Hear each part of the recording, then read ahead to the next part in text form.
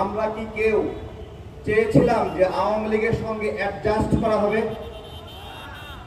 আওয়ামী লীগের সঙ্গে অ্যাডজাস্টমেন্ট আমরা চেয়েছিলাম, কিন্তু 24-এর গণ অভ্যুত্থানের পরে আওয়ামী লীগের সঙ্গে অ্যাডজাস্টমেন্ট করা হয়েছে কিনা? হয়েছে কিনা? সচিবালয়ে যে আওয়ামী লীগের দোসররা ছিল তাদের সঙ্গে খাপ খাওয়ায় নেওয়া হয়েছে কিনা? জায়গায় জায়গায় যে আওয়ামী এস্টাবলিশমেন্ট ছিল সেগুলোর সঙ্গে খাপ খাওয়ানো হয়েছে কিনা? আমার প্রশ্ন হলো, এই খাপ খাওয়ানোর অধিকার কে কাকে দিয়েছে? আপনাদের কথা ছিল আওয়ামী ফ্যাসিবাদ শিকড় সহ উপড়ে ফেলবেন, আপনারা কি করলেন? অ্যাডজাস্টমেন্ট করেছেন।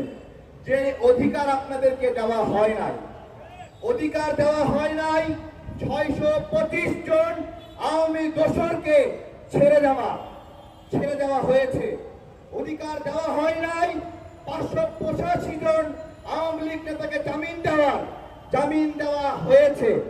আমাদের প্রশ্ন, কে কে মিলে এই সিদ্ধান্ত নিলেন যে আপনারা এই জামিনগুলো কার্যকর করবেন? আমি একজন গুম ফেরত ব্যক্তি, পরপর 3 বার ফোর্সলি ডিসঅ্যাপিয়ার হয়েছি।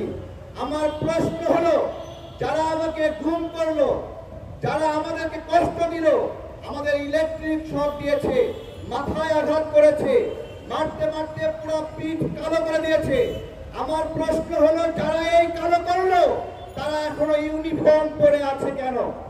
আমরা যারা নিপীড়িত, আমাদের দাবি এটা, তারা কেন এখনো ইউনিফর্ম পরে আছে? আজকে দেখলাম সেনাপ্রধান সাহেব ধমকের সুরে কথা বলছেন। আমার কথা, ধমক দিবেন না। আপনি আওয়ামী দোষরদেরকে ছেড়ে দিয়েছেন, আপনি ধমক দেবেন কে? আপনি কেন ধমক দিলেন? আপনি চুপ করে দেখেছেন আইন শৃঙ্খলার অবনতি, আপনি সবাইকে চুপ থাকতে বলেছেন। আপনি চুপ থাকার কে? আপনি ধমক দেওয়ার কে? আমার জিজ্ঞাসা, আমরা এই জিজ্ঞাসা করছি গুম হওয়ার পরিবারের অংশ হিসেবে, নিজে গুম হয়েছি সেই অংশ হিসেবে। আমার বাড়িতে আমার গুমের সঙ্গে জড়িত ব্যক্তিকে আমার কাছে ক্ষমা চাই। আমার কথা, আমাকে গুম করেছে, আমি ও আমার কাছে ক্ষমা চাইতে যাই, ওই পর্যন্ত যাওয়ার সাহস পাই কিভাবে যাই? এইসব হচ্ছে সামগ্রিক ভাবে। আমাদের স্পষ্ট কথা, আমরা এই গণঅভ্যুত্থানের পরে আমি ফেসবুকে বলে একটা দর্শকে বলেছিলাম যে আমরা এমন একটা গভর্নমেন্ট চাই যে গভর্নমেন্ট সত্যিকার অর্থে আওয়ামী লীগকে শত্রু মনে করে, যে আওয়ামী লীগকে শত্রু মনে করবে কেবলমাত্র সেই আওয়ামী ফ্যাসিবাদের শিকড় তুলে ফেলতে পারবে। কিন্তু আমরা দেখলাম কি, যে আওয়ামী কাউন্সিলরদেরকে পুনর্বাসন করার জন্য কিছু জালিম প্রেস ক্লাবে প্রোগ্রাম করেছে। নির্লজ্জের দল আমাদের শহীদদের সঙ্গে বেইমানি করে আওয়ামী লীগের কাউন্সিলরদেরকে পুনর্বাসনের চেষ্টা করেছে। এই কয়েক মাসে আমরা সব সহ্য করেছি, আমরা চুপ করে দেখেছি।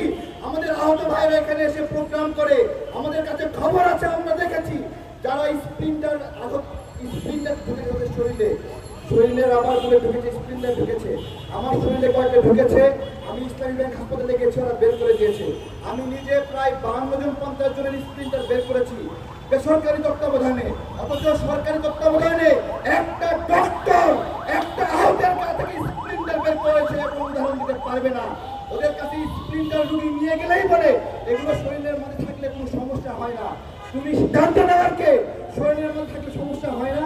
আমার শরীর থেকে বের হয়েছে, চুল কাটছে, জ্বালাপোড়া করছে, আমি বের করছি, ভালো লাগছে। এইভাবে তারা গাফিলতি করে আমাদের আহতদেরকে কষ্ট দিয়েছে। আমরা এখনো বলছি, এখনো সময় রয়েছে, এখনো সঠিক মানুষকে দায়িত্ব দেন। সঠিক মানুষকে দায়িত্ব না দিলে আমাদের গণঅভ্যুত্থান ব্যর্থ হয়ে যাচ্ছে। চারদিকে চাঁদাবাজি, ছিনতাই। সবাইকে আহ্বান, সকল রাজনৈতিক দলকে, বড় রাজনৈতিক স্টেক হোল্ডার, বিএনপি, জামাত, সবার মধ্যে আহ্বান যে আপনারা আপনাদের উপর সম্পূর্ণ দায় যাচ্ছে, আপনারা খেয়াল করেন এসব। বড় যত দল তত বড় দায়।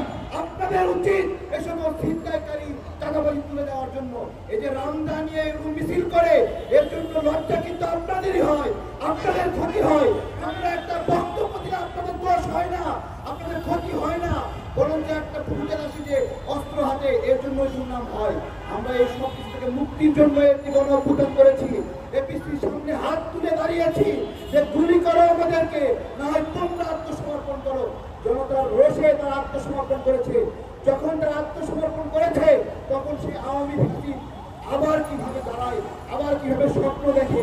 আপনারা সবাই মিলে যদি এগুলো রুখে না দেন, আমি বলছি একদিন দেখবেন এই রাস্তা দিয়ে হাঁটলো আওয়ামী লীগের দোষর, একদিনে আপনাদের তারেকের মাথায় ইট মেরে বলতে তোকে সরাই দিলাম, যা এখান থেকে।